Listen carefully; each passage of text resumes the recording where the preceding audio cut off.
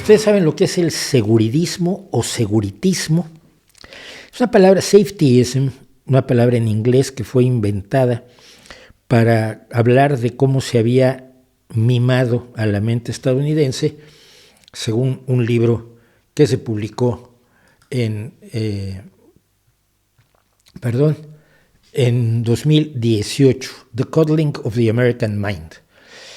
La idea es esta. En las universidades de Estados Unidos empezó a aparecer la idea de que tú tenías derecho a no ser ofendido, tú tenías derecho a no pasarlo mal, tenías derecho a estar seguro.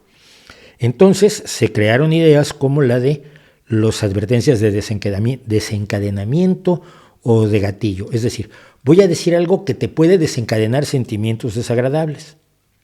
Te advierto que te lo voy a decir para que tú decidas si te quedas o te vas, porque si te vas a sentir mal, no quieres sentirte mal. Tienes que estar completamente seguro. Es el mismo origen de algunas entradas ahora en películas y en series de televisión. Aquí se representan asuntos de racismo y hay violencia y luego se matan entre ellos. Tenga usted cuidado porque podría molestar a algunas personas. La idea de que tienes derecho a una seguridad absoluta tiene el pequeño problema que la realidad no va a funcionar así nunca. Pero llegó a crearse, y existe en Estados Unidos, en las universidades, lugares que son espacios seguros donde no van a hablar de cosas que te molesten, y espacios seguros para los negros donde no entran los blancos, y de blancos donde no entran los negros. Y luego alguien dice que esto es progresista cuando no es sino el mismo sistema de segregación contra el que luchaban los derechos civiles en los Estados Unidos, y no es lo mismo, y no es sino lo mismo que el apartheid contra el que se luchó en Sudáfrica durante tanto tiempo. Y ahora lo presentan unos que se dicen progresistas y que no lo son reaccionarios y regresivistas. El seguridismo o seguritismo, no está traducido al español, me lo estoy yo lanzando, es la ideología o cultura que coloca la seguridad autopercibida, especialmente la sensación de sentirse protegido de ideas desagradables y de información molesta, por encima de todo lo demás. Es decir, yo no quiero que me digan que los palestinos matan niños israelíes también. No, eso no lo quiero oír. Quiero estar seguro, no debo oír eso porque me molesta, me incomoda, no estoy de acuerdo y no deberían decírmelo. O lo opuesto. No, porque no quiero oír que los israelíes maten niños palestinos en sus bombardeos. Me molesta, me incomoda, va en contra de mis ideas, no quiero oírlo, quiero un espacio seguro y tú me ofendes. Es primo hermano del ofendidismo, lógicamente. Se basa en la creencia, dice este libro, de que es dañino, incluso médicamente, experimentar emociones incómodas. Comparado con las antiguas generaciones, una de las principales diferencias es la creencia de que el mundo no debe organizarse de acuerdo a lo correcto o lo incorrecto, sino lo que es seguro o inseguro. El término fue inventado por el defensor de la libre expresión, Greg Lukianoff. Y es que mira, si yo digo algo que te ofende, el problema es tuyo, no mío. No me puedes acusar a mí de haberte ofendido, sobre todo si mi intención no era ofenderte. Si tú te ofendes, es problema tuyo. La gente que a mí me insulta constantemente se enfrenta al hecho terrible de que a mí me da igual, que me tienen sin cuidado sus insultos, que aunque tienen la intención de ofenderme, yo soy inmune a ellos, porque me da igual, no le doy ningún valor a lo que dicen ellos. Pero quien quiere seguridismo, quien cree en el seguridismo, espera que todos los demás actúen de modo tal que se ajusten a su sensación de seguridad. Lo convierten en un valor sagrado que depende de tres creencias. Primero, que la gente es enormemente débil, que la gente con que oiga una cosa desagradable ya se derrumba. O sea que no es cierta, los seres humanos aguantamos mucho. Que el razonamiento emocional produce una comprensión adecuada de los acontecimientos del mundo a tu alrededor, es decir, que es mejor tu visión emocional, tu verdad emocional, como las verdades emocionales de López Obrador, que la verdad basada en hechos y en datos. Y finalmente, que el mundo funciona en un nivel de nosotros contra ellos. Entonces tú creas tú nosotros, creas tú ellos, que es la idea misma del populismo y la idea misma de la identidad, de la política de identidades. Es decir, si tú no piensas exactamente como yo, tú eres uno de ellos, eres el enemigo, aunque en el 85% de las cosas estés de acuerdo conmigo. Esto es un asunto más bien de extremismo religioso. Tienes que aceptar el 100% de mis dogmas y ajustarte a mí, o serás rechazado por mí. ¿Y esto en qué nos afecta? Aparte de los ridículos que hacen en las universidades de Estados Unidos, que si usted se ha informado de ellos o los ha visto pasar por ahí, son absolutamente ridículos. Por culpa de eso, por culpa que no quería usar los pronombres correctos, un profesor de psicología ahí segundón llamado Jordan Peterson, ahora lo han convertido en el héroe máximo de la ultraderecha angloparlante. Sujeto absolutamente despreciable, que no tiene ni una idea original, pero ni por asomo. Y ahora se dedica a la autoayuda. Pero como fue un profesor universitario que se negó a usar los pronombres ellos y ellas, o huyes y ayes, que querían algunas personas que no se identifican como hombres o mujeres, sino como otra cosa, y querían que se les dirigieran a ellos, no dicen, ella dijo, no, él dijo, no, ella dijo, no, yo prefiero que me digan fushi. Entonces tú tienes que usar el pronombre que yo quiero para que yo me sienta tranquilo. Y Jordan Peterson dijo, esto es estúpido. Fue la última cosa inteligente que dijo probablemente Jordan Peterson. Pero dijo, esto es estúpido. Claro que es estúpido, pero si no lo aceptas te echamos de la universidad. Lo echaron de la universidad, o tuvo un problema grave en la universidad, y el tipo lo supo monetizar y convertir en su profesión, que es la que tiene actualmente. Pero más allá de eso, que es el ridículo del wokismo real, ¿en qué nos afecta? Bueno, pues voy a poner un ejemplo. Las dudas acerca de si la COVID se escapó de un laboratorio chino, cosa que no hay indicios de que sea cierta, y mucho menos que haya sido un virus hecho a propósito para ser liberado, porque sí, porque es bonita idea matar a unos millones de personas, ¿no?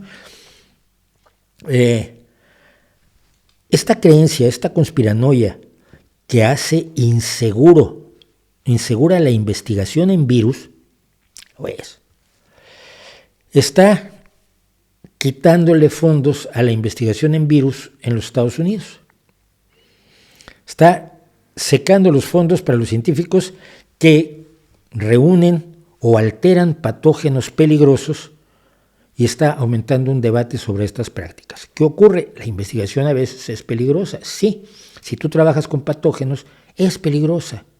Si tú trabajas con virus de la viruela o trabajas con virus del dengue o trabajas con ciertas bacterias, sí, corres un peligro. Cuando trabajas investigando el virus del SIDA, corres un peligro y hay médicos y gente de laboratorio que desafortunadamente se infectó de SIDA sabiendo el peligro que corría porque estaba tratando de parar una pandemia aterradora como fue la del SIDA, que los jóvenes de hoy ya no recuerdan, pero yo sí. Yo soy de la época en que se podía tener sexo sin condón y el único a lo que le podías tener miedo era un embarazo, no a la muerte de los dos participantes en breves semanas o meses. En Pensilvania, en la Universidad Estatal de Pensilvania, decía yo, se hizo una propuesta para infectar a hurones con un virus de la fiebre aviar mutado para ver sus efectos. Los virus mutan en la naturaleza. Si vemos cómo funcionan los virus mutados, nos podemos preparar para las mutaciones que pueden venir de los virus, porque van a venir variantes, porque no va a quedarse quieto un virus, porque Darwin tenía razón. Pero, aunque la propuesta de la Universidad de Pensilvania con este virus aprobó la revisión más rigurosa de bioseguridad del gobierno federal, los institutos nacionales de salud dijeron que no, porque había ahí un peligro, y Troy Sutton, que fue el científico que estaba proponiendo estos estudios, dijo que los oficiales de la salud se refirieron a la controversia pública sobre la fuga del laboratorio chino para decirle que hiciera otro tipo de experimentos. ¿Vale? Haces otro tipo de experimentos, puedes hacer muchísimos, pero eso De esa información ya no te vas a enterar hasta que una mutación natural del virus de la fiebre, de la gripe aviar, nos caiga encima a los seres humanos, como va a ocurrir tarde o temprano, porque así funciona. Ahora hay un escándalo porque hay un incremento en la neumonía infantil en China, en varias provincias, y se teme la aparición de otro virus. ¿Y por qué pasa eso en China y no en otros lados? Entre otras cosas, por la gran concentración de gente que hay.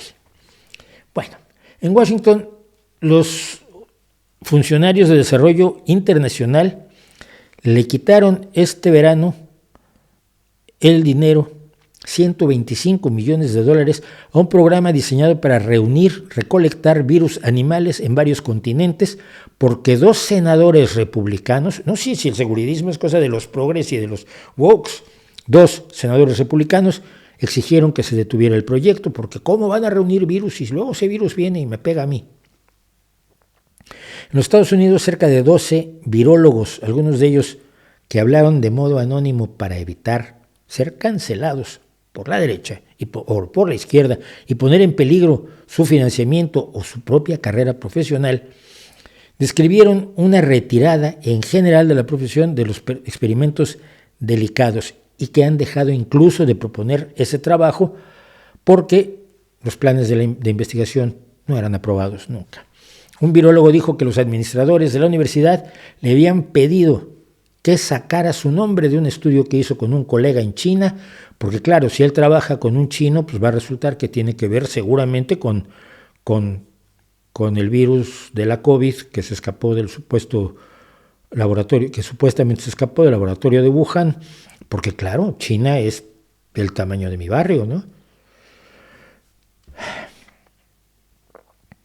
No es defensible la idea del riesgo por el riesgo mismo. Hace poco me metí en un lío así porque dije yo que un tipo estaba promoviendo la escalada libre en solitario. Yo decía, hombre, esto no se debe promover entre jóvenes. Yo fui escalador de roca. Yo siempre creí que había que usar seguros, que la escalada libre está muy bien cuando estás a 2 metros del suelo y el suelo es lodoso y fangoso, y entonces pues si caes, no te matas. Pero que la escalada libre de la nariz del capitán en Yellowstone no es una buena idea, porque bueno, ya han muerto 30 personas ya que se han desprendido, pensando que eran mejores escaladores de lo que eran, se han desprendido y se han matado. No creo yo creo que hay que tener la máxima seguridad posible, pero no tanta que te ponga en peligro. No tanta que te impida salir a la calle, como le ocurre a los germófobos. Las personas que tienen miedo a los gérmenes están buscando su seguridad por encima de todo, pero al final acaban cancelando su vida y muchas veces la de sus familias y de las personas cerca de ellos y de las personas a las que quieren que los quieren a ellos. Son personas donde el afán de seguridad se ha convertido en un miedo paralizante. Tenemos una sociedad más segura que nunca. Tenemos una sociedad más segura que nunca, salvo en ciertos espacios, pero en la media de la humanidad hemos avanzado muchísimo. Y quizás eso además es una alarma para fijarnos más en los lugares donde el asunto no funciona, como es el caso de Haití o en las relaciones entre Palestina e Israel. Pero hemos mejorado muchísimo en seguridad. También, no solo la salud, sino la seguridad en otras cosas, como en el trabajo, hace que podamos aspirar a vivir muchísimos años y disfrutar muchísimas cosas más que nuestros abuelos, que solo vivieron 50 en vez de vivir 80 o 90. Pero no puede ser que la búsqueda de la seguridad nos impida el disfrute de la existencia y que nos impida, sobre todo, el encontrarnos, el investigar y descubrir información que puede salvar vidas en un futuro determinado, aunque en un momento dado pudiera poner en peligro otras poquitas vidas, que es la misma idea que tiene un bombero forestal. Se pone en un riesgo calculado para evitar que el fuego le destruya la vida, las propiedades y la existencia a otras muchísimas personas. No podemos decir que vamos a prohibir a los bomberos forestales para que no corran peligro, poniendo en peligro que se queme nuestra casa.